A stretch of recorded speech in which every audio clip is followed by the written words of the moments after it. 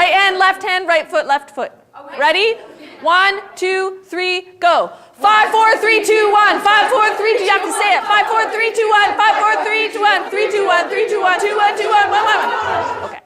So you guys remember that last class, right at the end of class, I introduced to you just the beginning of the story, the myth of Persephone. In a moment, I'm going to ask these guys to create a tableau for you of that final moment of the story that we started talking about last class. But I'm wondering if anyone could tell us briefly what you found out about that story. So, Maria? Well, Persephone was out with her friends picking flowers, and her mom was watching her. Right. And her dad, Zeus, was also watching her.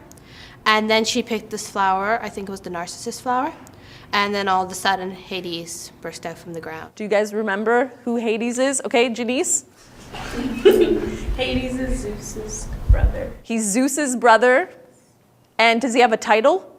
Who is he? What's his role? The Lord of the Underworld. The Lord of the Underworld. That's right, yeah. Okay, so The lesson that you saw today is from a unit we do called The Myth of Persephone. And I would describe it sort of as a story drama, or what's often called a process drama. So prior to this class, the students were introduced to a few details of the myth, and basically we dramatized the moment where this key event happens, which is the kidnapping of this girl, Persephone. They don't know the rest of the story or how it ends or why this has happened. They're just given those details, and then from that, they have to sort of invent or infer why the characters might be behaving the way they are. So this big event has happened, right? This sort of critical event that Persephone, this young girl whose parents are both gods, right? Zeus and Demeter, they're both gods. She's out picking flowers, and then she picks this flower, and the ground opens up, and out comes Hades, Lord of the Underworld, who sort of grabs her and puts her in his chariot.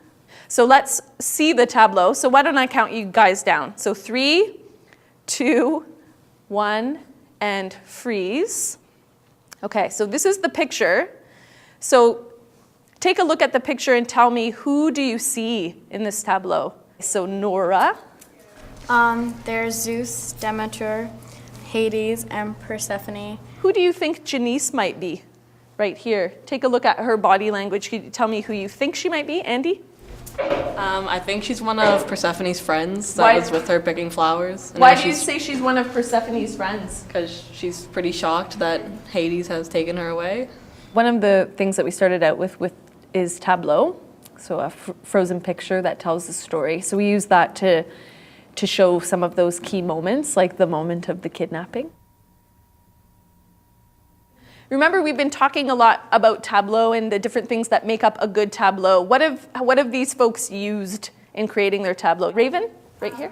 Well, they've used like levels, which is really good because levels create more depth also. So they also use upstage and downstage, which makes it way more interesting for the audience to look at. Right, okay. Especially because it's not a moving scene, so. Yeah. Anything else that you noticed that you think kind of makes it an effective tableau, or even a suggestion you would make? They used lots of emotion. What are they using to show you the emotion in the tableau? Like their body language. Body language. Facial expression, would you say? Not right now. Not tons of it. Okay, so let's have them, if Tableau you guys, I'm going to ask you guys work. to It's usually one of the first dramatic conventions we work with. It's usually the one they're most familiar with from coming in from grade 7 and 8. So we would talk a little bit about how you tell a story clearly, because obviously in Tableau you can't talk. So you have to be able to convey a lot about the story just through body language and facial expression. What I'm going to do now is I'm going to thought track them. So I'm going to tap you guys on the shoulder, and when I tap you, if you could reveal one thing you think your character might be thinking and feeling at this moment in time, okay? It could be a single word, it could be a whole sentence, okay? There is thought tracking, which is basically used to reveal a character's inner thoughts. Basically, it's getting a character's inner thoughts with a cue like tapping. And when Miss Kim taps the characters, they said something that we didn't we couldn't find out by just looking at the tableau. I have you now. My baby! Who is this? Zeus? Okay. My brother came through with our plan. Oh God, get him off me! Okay, thank you guys. I'm gonna ask you to relax, but stay up there. Yeah, good job. Okay. One thing that's much different about drama from most other classes is there's tons of work to do in class, and it's definitely more energizing because you actually get to get up and do things. And there's also, as you may have noticed, no desks, so we mostly just sit in a circle and listen to the teacher, and then we go out and do whatever we need to do in the classroom, and basically have a fun time. It's more about having the basis of the rules there and then you building off of that. And that's why every single actor in our drama class, you'll see them go up, and even if we were all playing the same character, it would never be the same because, everyone's different and you're allowed to be different in drama class. Can someone just briefly tell us what does it mean when you hot seat a character? What does that mean? Courtney? Okay. It's when you pose questions to the actors who are in role as their character. Okay, so they answer in role.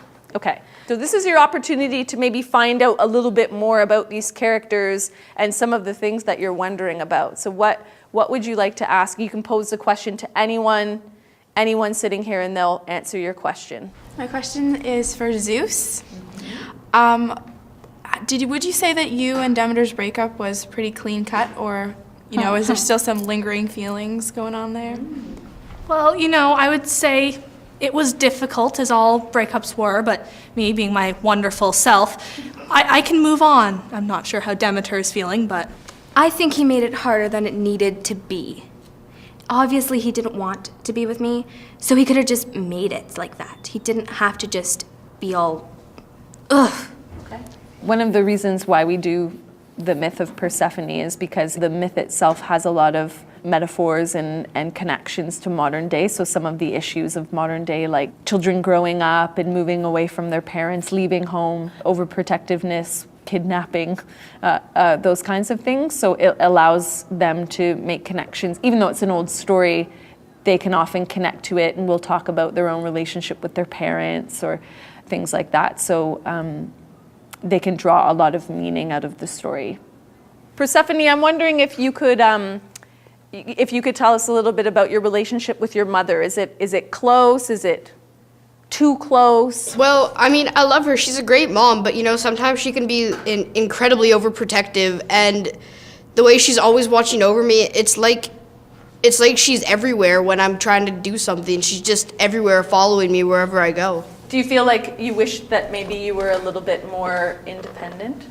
Yeah, I wish I could just, be like have fun by myself sometimes with just like me and my gal pals, without my mom being there 24/7.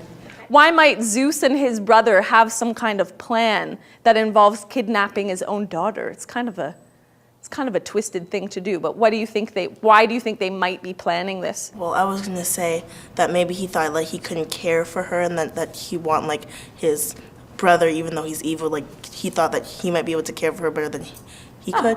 That's interesting too. Yeah. Lastly, Maria? Possibly he thinks that Demeter is holding on to Persephone too tightly. Maybe he thinks she's already grown up and should move out of the house. Yeah. Is there anything in this story that you've learned so far that would make you think Demeter is an overprotective mom? What is she doing? Yeah, Sean? Demeter is totally stalking her. Why do you say she's stalking her? Because she's following her, and she knows what's going on. She's watching her daughter pick flowers, right? She seems to be she's close at hand. She's watching her, right? So maybe she feels very protective of her. Probably the biggest thing that you would see today in the lesson is that they have to make inferences. So there's lots of questions of why might this person have done this? How might they be feeling at this moment in time? What do you think is going to happen next? Or what might this person do next? Because I teach English too, I often find making inferences is one of the most challenging things for students to do. But in a story drama like this, they're making guesses, and sometimes the guesses that they make are quite sophisticated and quite telling. I'm gonna ask you to find a partner in a minute, and then what I'm gonna do is I'm gonna assign you a scenario. So you're either going to be Demeter and Zeus, or you're gonna be Persephone and Hades. And I'm gonna ask you to just to improvise a short scene of what you think might have happened in the moments after this particular event of the kidnapping. So what was it like when Hades and Persephone arrived in the underworld for the first time? What might that conversation look like? Or what might the conversation look like between Demeter and Zeus after their daughter has been snatched from them in this way?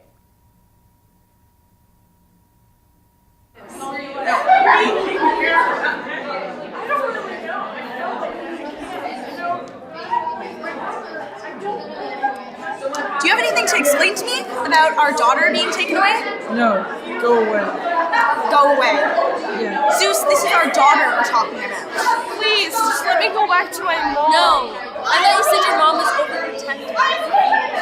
So? She's my mother. Please, Hades. No, you have to stay here for a while. My brother, I denounced him as a brother. He is the god of the underworld. Why do you think I would want to be his brother? I find out this is all your fault. You are done. Maybe it was you. Maybe you just want to let her go finally. Miss, I'm so close to her. I need to be with her all the time. I think drama does affect other parts of your life because, for example, if you're in drama and you're creating a scene or anything and you couldn't get, sometimes I'd say like in an argument with another member of your group about like what you want to do and what's the best idea, well, that always happens in real life. Like you're always going to disagree with people, and drama teaches you to sometimes just like step back and let the other person's idea win. Like it's not always about it has to be your idea. You don't accept other people's ideas. Nobody's going to want to work with you.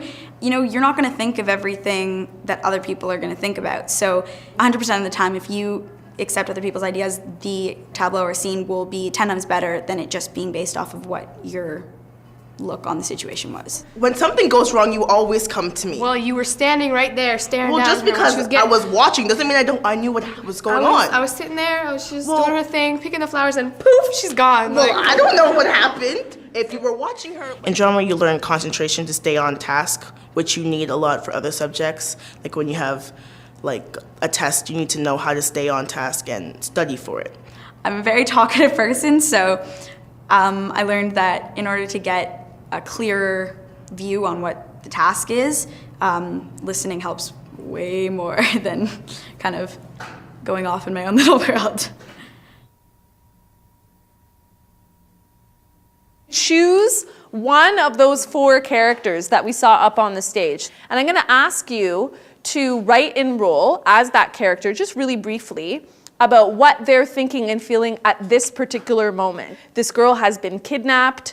We don't really know what's happening or what's going to happen next, but just how that person thinks and feels. If you want to reference something that came up in that conversation that you had with your partner, like the way you feel about what they said to you or a question that you have, feel free to put that in your writing and role as well.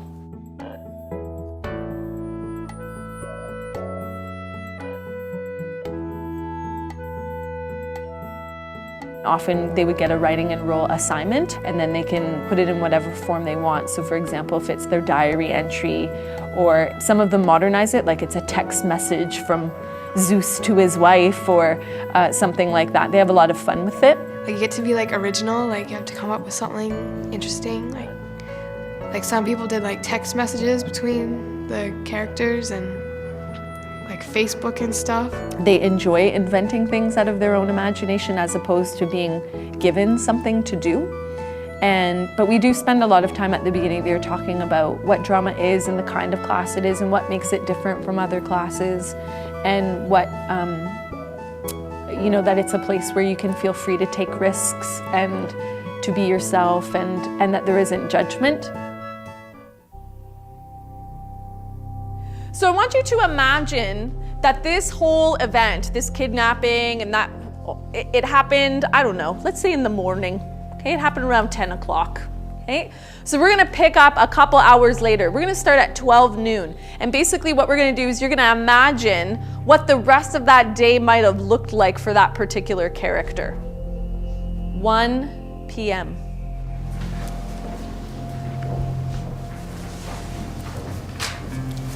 Yes, yes, yes! It worked, Mom. Haiti has no clue about anything. Soon we will pay Daddy and Haiti back for all the pain and sorrow they brought into our lives. 2 p.m. My Uncle Hades just kidnapped me. Yeah, I know, right? I mean, he's a little crazy.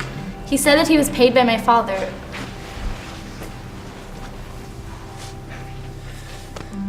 Don't think you can get away with this, Hades. Don't think you can get away with this, Zeus. I will bring this up at the next Mount Olympus meeting, the summer solstice. A lot of what they created today comes from them. It doesn't come from the story. It's from their own imagination and their own feelings and their own emotions. And I think when their voices feel valued, that to them is fun because there's that sense again of play and imagination. 6 p.m. I pity Demeter. Even though I'm high up on the immortal food chain, I can't deal with everyone's problems. In drama, like, you can just kind of be yourself more. When they're learning like this, they get to be more hands-on and learn how to do things their way of learning. You know, we get homework, we still have assignments and stuff, but it allows you to bring more of who you are to the class. And I think that is one of the reasons why they often really enjoy drama and buy into it, is that they feel like their imaginations and their own thoughts are honored in their classroom. So I think that's why they do find it enjoyable. Clap again.